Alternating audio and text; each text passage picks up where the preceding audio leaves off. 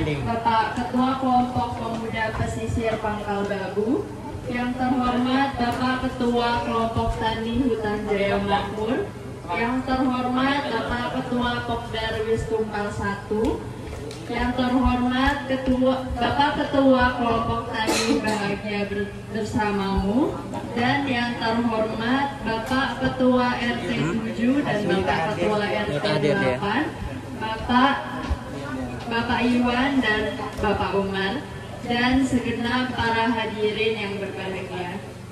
Sebelum memulai acara pada hari ini, marilah kita sama-sama berdoa yang akan dipimpin oleh Saudara Erwin. Amin. A'udzubillahi minasyaitonir rajim. Bismillahirrahmanirrahim. Alhamdulillahi rabbil alamin wassalatu wassalamu ala asyrafil anbiya'i wal mursalin sayyidina wa ala Muhammadin wa ala alihi wa sahbihi ajma'in. Allahumma ighfir lana dhunubana wa liwalidina warhamhum kama rabbawna shighara wa li jami'il muslimina wal muslimat wal mu'minina wal mu'minat al ahya'i minhum wal amwat bi rahmatika ya arhamar rahimin. Kita sama-sama mendengar sambutan dari tim pengabdian dari Universitas Jambi, dilanjutkan dengan perkenalan tim dan penjelasan tujuan kegiatan. Waktu dan tempat kami persilahkan.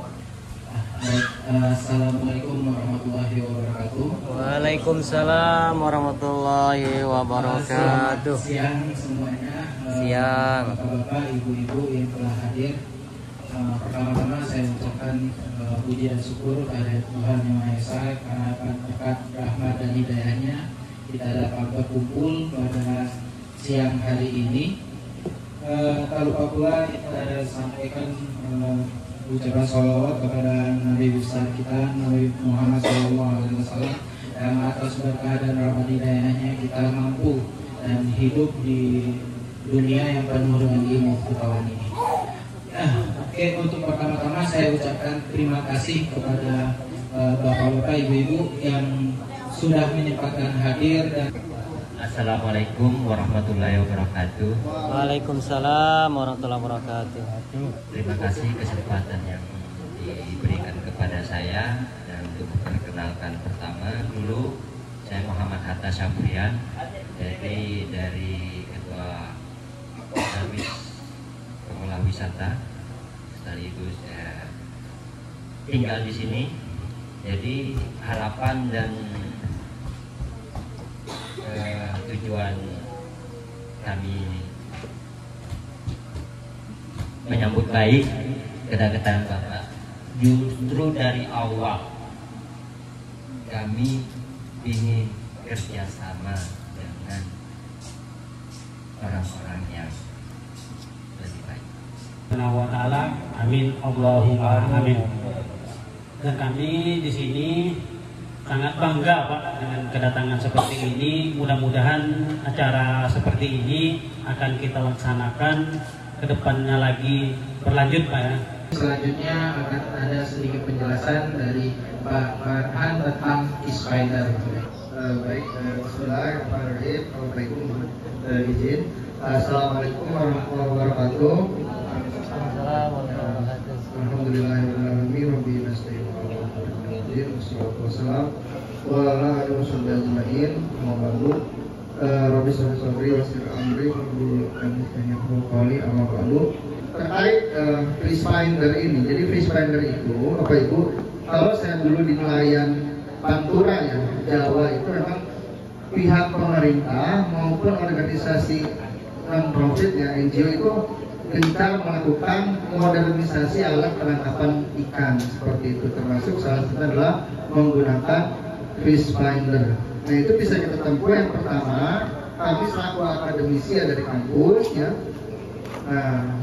memperkenalkan untuk bapak-bapak khususnya sudah tahu ya, fungsinya itu untuk mendeteksi keberadaan ikan.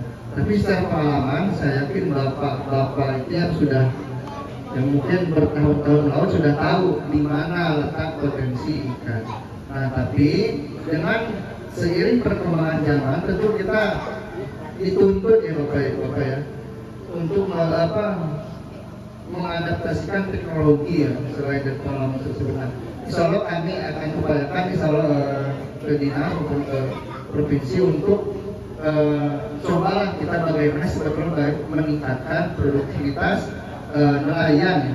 Jadi dalam penangkapan itu tidak hanya di situ-situ saja, ada titik-titik baru yang memang sebelumnya mungkin belum dapat terakses oleh bapak-bapak yang melakukan penangkapan ikan. Dengan alat-alat ini dapat terakses. Nah, jadi keunggulannya itu dia bisa mendeteksi kedalaman perairan, kemudian bisa melihat jumlah ikan yang ada di air. Nah, itu dengan teknologi seperti apa?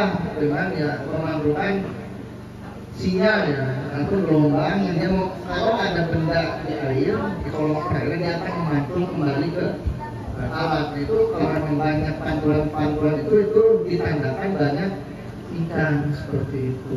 Nah, itulah upaya ya yang kami coba bangun ya dengan dua cara tadi, dengan melakukan pendekatan stakeholder dan juga langsung menyasar kepada masyarakat ya. Alhamdulillah kami sangat merasa bangga sekali bisa hadir pada kesempatan ini di tengah bapak-bapak semua. Nanti kita mungkin khusus bapak-bapak yang kita coba dulu bagaimana sebetulnya melihat tampilan fish finder seperti itu ya. Jadi memang lebih ya dikombinasikanlah pengalaman dari masyarakat, dikombinasikan dengan perkembangan teknologi khususnya pada penangkapan ikan. Kalau saya lihat di pantai utara Jawa itu nelayan-nelayan skala kecil di bawah ukurannya 10 browser itu sudah mulai diperkenalkan dan menggunakan fish finder. Nah, dari mana? Dari organisasi yang non-profit seperti WWF dan pemerintah. Nah, itu tugas kami akademisi menjembatani. Ini bapak-bapak bisa dilihat ya. Nanti ibu-ibu gantian ya. Nah, bisa terlihat Pak. Bisa terlihat Pak. Nah, jadi memang, karena dia sifatnya gelombang bisa melihat pantulan. Ini modenya mode ini ya, mode demo ya. Artinya itu mode percobaan. Kan perangkat itu nanti akan dalam ya, nah, ini memancarkan sinyal ya berupa gelombang di dalam perairan.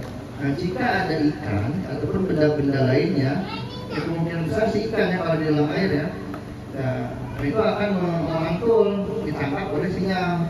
Nah, semakin banyak ya gelombang-gelombang itu terpantulkan, dia akan menggambarkan ikan di sini banyak. Mungkin kalau di alat tangkapnya mungkin di sini banyak mungkin gilnet ya, gilnet atau jaring ya. Nah, itu kan sangat membantu sekali ya. Nah, seperti itu. Mungkin karena perkenalan pertama, jadi fungsi alat itu fish finder ya, kedalaman, kemudian menandai titik lokasi. Nah, kemarin di sini banyak, itu bisa kita tandai. Nah, koordinatnya sekian. Jika suatu saat kita ingin pergi ke tempat yang sama, ya, nah itu bisa menuju tempat tersebut dengan menekan ya tombol rute. Nah, kita ke tempat tujuan yang sama. Nah, seperti itu intinya. Jadi kami juga jika bertemu dengan stakeholder ya, yang mudah-mudahan bisa sudah melakukan sosialisasi ke masyarakat. Nanti itu prosesnya panjang, ada spesial terapan dari masyarakat, kemudian respon yang mudah-mudahan dapat menerima ya pengenalan teknologi. Ya ini ya bagi ibu ini terlihat ya. Nah, jadi tampilan, jadi lebih insya Allah banyak manfaatnya ya.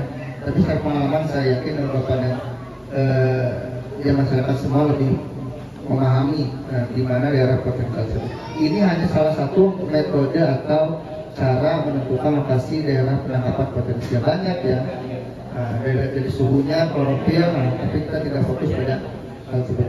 Mungkin seperti itu Bapak ya. Mungkin kalau kita diskusi, kita mencoba berdiskusi apa sih masalah dan kendala yang dialami Bapak dan Ibu semua. Baik, terima kasih Bapak Adun dan Bapak Farhan atas pemaparan materinya. Sekarang kita masuk ke sesi diskusi dan tanya jawab. Mungkin dari Bapak dan Ibu, apabila ada hal yang ditanyakan atau hal yang ingin didiskusikan, dipersilahkan. Assalamualaikum warahmatullahi wabarakatuh. Waalaikumsalam. Perkenalkan dulu, nama saya Lakin. Ya. Dulu sama Anang dulu sudah pernah juga cerita. Dan juga untuk dosen-dosennya juga sudah banyak yang kenal dari Jambi, dari Manado. Dan sering juga berkomunikasi dan juga dengan pemikiran masing-masing. Saya bekerja di sini masuk 97. Jadi sampai saat ini sudah berapa tahun? 28. Nah, jadi saya menjaga mangrove ini mulai di tahun 2001. Dari perairan sampai ke mangrove-nya diwakilkan dari kabupaten, saya di SK-kan untuk menjaga hutan dan pantai perairan. Tapi tadi ada menyangkut masalah alat teknis yang baru ini. Saya merasa kalau untuk di pantai, untuk di pesisir Pangkal Labu tidak ada kenanya. Karena pantai kita dangkal. Dan satu juga pantai kita ini kalau air habis kering itu 2 kilo lebih dari bibir hutan ke tengah sana. Emang posisi tadi itu makanya disampaikan bahwa posisi untuk Pangkal Labu ini alhamdulillah emang cocok untuk terjadinya agresi atau penambahan seperti itu. Tapi yang menjadi permasalahan kan kita itu apakah ini dibiarkan hanya agresi bertambah tapi tanpa ada pengelolaan atau penanaman. Harapannya kita tetap ada tuh proses penanaman